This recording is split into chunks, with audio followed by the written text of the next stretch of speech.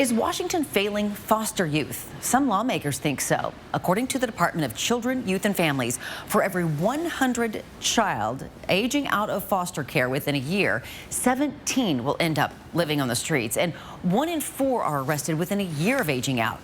How do we change these statistics and get more of these young people to become contributing members of society? The solution may be time and money. I think I was around 13, somewhere in there. It's not the start any child deserves. My family was very neglectful, very abusive. So the state put Curtis Anderson and his siblings in foster care, and that's where he would spend 8 years of his life. His time there was nothing but upheaval and turmoil. I averaged 9 to 19 placements per year while in care. So I couldn't even tell you most of my foster parents' names. So when he turned 18, he had the option to go out on his own or stay in the system in a program Washington implemented in 2013 called Extended Foster Care. You know, when you turn 18, you've got all this freedom, but then you also realize you've got very little to no support or social safety net.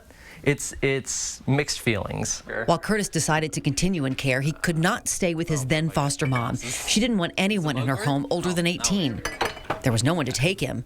So Curtis lived on his own with a social worker to check in briefly once a month and a stipend from the state to pay his rent. Either you do it or you basically become homeless.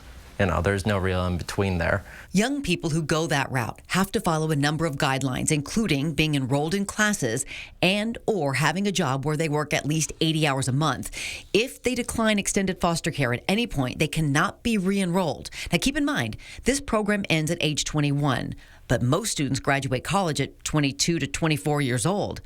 What happens to young people aging out of extended foster care at 21, but the help runs out? We know that young people clearly need support, and that support should be really throughout their young adulthood when we think about when their brain's fully developed, and that's at age 25. Senator Claire Wilson wants to change that. The Democrat from Auburn is sponsoring Senate Bill 5230, which would create post-extended foster care to offer support for those young adults until their 26th birthday. And it would allow those young adults to change their minds and re-enter the program if they want.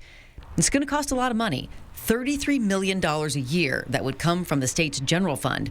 But Senator Wilson believes it's worth every penny. The return on investment would be staggering. Washington Institute for Public Policy report found that for every $1 invested in these youth, we get $3.95 in return.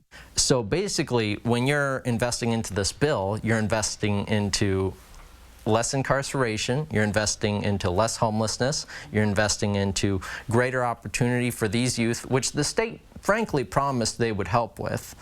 But, you know, if there's no social safety support net from the state, then it really needs to, you know, this sort of bill needs to be implemented. Curtis wants other young people in the system to have what he did not, support through age 25. He's 23 now and has been out on his own, working, going to school. He's an anomaly. He did Running Start in high school, allowing him to graduate college early.